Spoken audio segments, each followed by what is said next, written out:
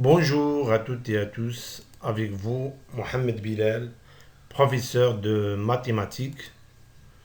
Aujourd'hui, on continue de faire des exercices concernant le cours des triangles isométriques, triangles semblables. Dans cette partie, on va faire l'exercice 2 concernant le même cours, c'est-à-dire le cours des triangles isométriques et des triangles et les triangles semblables. Donc, avant de passer à l'énoncé de l'exercice 2, on va faire un petit rappel du cours. Donc, bien sûr qu'on commence. Donc, on commence d'abord par les triangles isométriques parce que ce cours contient deux parties, les triangles isométriques et les triangles semblables.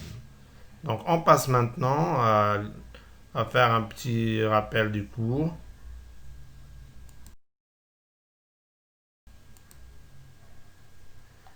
Oui, donc dans cette partie, on va faire le deuxième cas d'isométrie. Donc le deuxième cas d'isométrie représente la deuxième méthode pour montrer que deux triangles sont isométriques. Donc on a déjà vu le premier cas, c'était la première méthode pour montrer que deux triangles sont isométriques. Maintenant, on va faire la deuxième méthode qu'on nomme deuxième cas d'isométrie. Oui, donc deuxième cas d'isométrie. Si deux triangles ont un angle de même mesure compris entre deux côtés, respectivement de même longueur, alors les deux triangles sont isométriques. Donc je pense que le deuxième cas d'isométrie, c'est-à-dire l'énoncé, je pense que l'énoncé du deuxième cas d'isométrie est clair. Bien sûr, pour mieux comprendre, on va faire un exercice. Exercice 2. Donc, on passe maintenant à l'exercice 2. Exercice 2. Donc, on va lire d'abord l'énoncé d'exercice 2. Oui. Soit ABC un triangle équilatéral, E un point du segment AB et F un point du segment BC, tel que la distance entre A et E égale la distance entre B et F. Question 1. Construire une figure. Question 2. Montrer que les deux triangles ABF et ACE sont isométriques. Donc, je pense que les questions sont claires pour tout le monde. Maintenant, on passe à la solution de l'exercice 2. Donc, bien sûr qu'on va répondre à l'exercice 2 ou bien on va résoudre l'exercice 2, surtout la question 2, en utilisant le deuxième cas d'isométrie. C'est-à-dire, on doit montrer que dans ces deux triangles ont un angle de même mesure. Donc, de même mesure compris entre deux côtés, respectivement de même longueur. Oui. Donc, on passe maintenant à la solution d'exercice 2. Donc, bien sûr qu'on va appliquer le deuxième cas d'isométrie.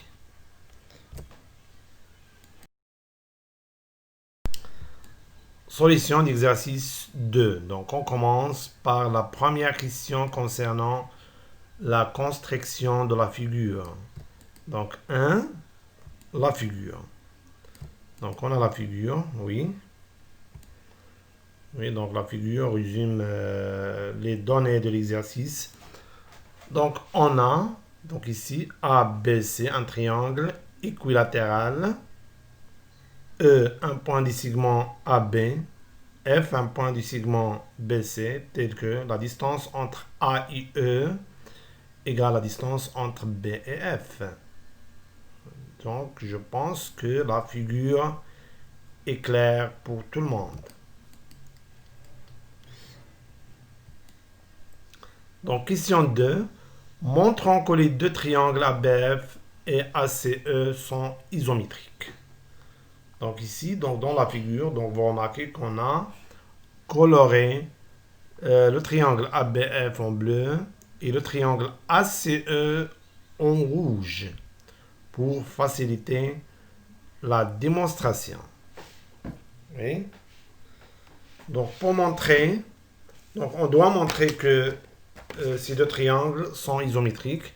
Bien sûr qu'on va utiliser le deuxième cas d'isométrie. Donc on doit montrer, on doit montrer que les conditions de le deuxième cas d'isométrie sont vérifiées. Donc c'est-à-dire qu'on va montrer que ces deux triangles, c'est-à-dire le triangle coloré en bleu, c'est-à-dire le triangle ABF et le triangle ACE coloré en rouge, ont un angle de même mesure compris entre deux côtés respectivement de même longueur. Donc c'est ça ce qu'on va montrer. Donc commençons par les données. Donc dans les données d'exercice, on sait que le triangle ABC est équilatéral. Puisque le triangle est équilatéral, donc ces côtés, ces trois côtés ont la même longueur, c'est-à-dire que AB égale à AC égale à BC. Mais pour nous, on va prendre seulement AB égale à AC. C'est la distance entre AB et égale à la distance entre A et C. Dans le triangle équilatéral aussi, on sait que ces angles ont la même mesure qui est égale à 60 degrés. Donc, c'est-à-dire quoi? C'est-à-dire que donc on va prendre seulement deux. On va prendre donc la mesure de l'angle ABC égale à la mesure de BAC égale à 60 degrés. Donc, on va écrire ce qu'on a expliqué. Puisque ABC est un triangle équilatéral, alors AB, la distance entre A et B égale la distance entre A et C, égale la distance bien sûr entre B et C, mais on prend seulement ce qu'on va utiliser. Oui, donc notons cette relation, la relation 1. Donc aussi, puisque le triangle est équilatéral, donc la longueur de la mesure de l'angle ABC égale à la mesure de l'angle BAC égale à 60 degrés. Oui. Et puisque, d'après les données, on sait que E appartient au segment AB et F appartient au segment BC. C'est-à-dire quoi? C'est-à-dire que les points A, E et B sont alignés, ainsi que les points BF et C. Donc BF et C sont aussi alignés. Alors, les points A, E et B sont alignés, ainsi que les points BF et C. Aussi, donc, c'est-à-dire que ces points sont aussi alignés. C'est-à-dire quoi?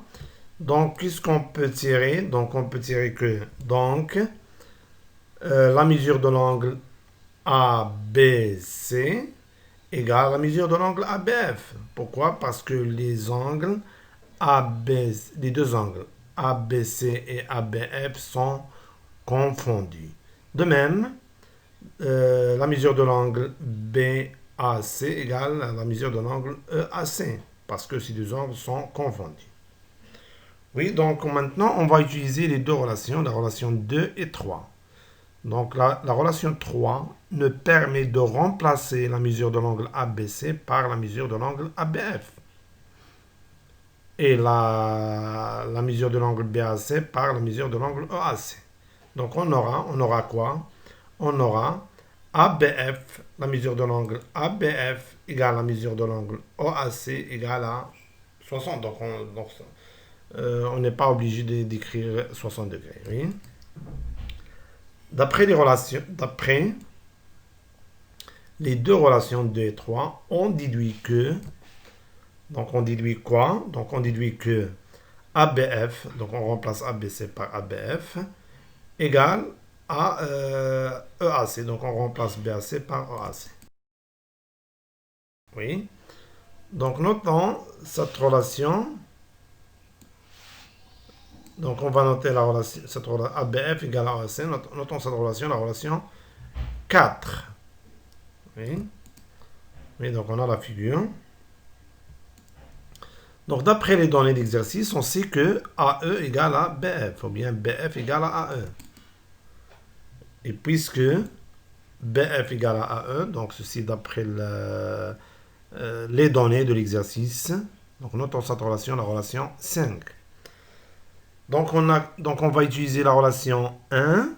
C'est-à-dire quoi la relation 1? La relation 1, dans la relation 1, on a AB égale à AC. Relation 1, AB égale à AC. Et relation 4, la mesure de l'angle ABF égale à la mesure de l'angle EAC. Oui. Et la relation 5, BF, la mesure de l'angle, la distance entre BF égale à la distance entre AE. Donc, ces trois relations, relation 1, 4, 5, nous montrent que les conditions de le deuxième cas d'isométrie sont vérifiées. Donc, on a 2. Donc, d'après les relations 1 et 4 et 5, on remarque que les deux triangles ABF et AEC, ou bien ACE, donc ont un angle de même mesure, c'est-à-dire ont un angle de même mesure. Donc cet angle, donc on remarque donc ABF qui est un angle dans le triangle ABF à la même mesure que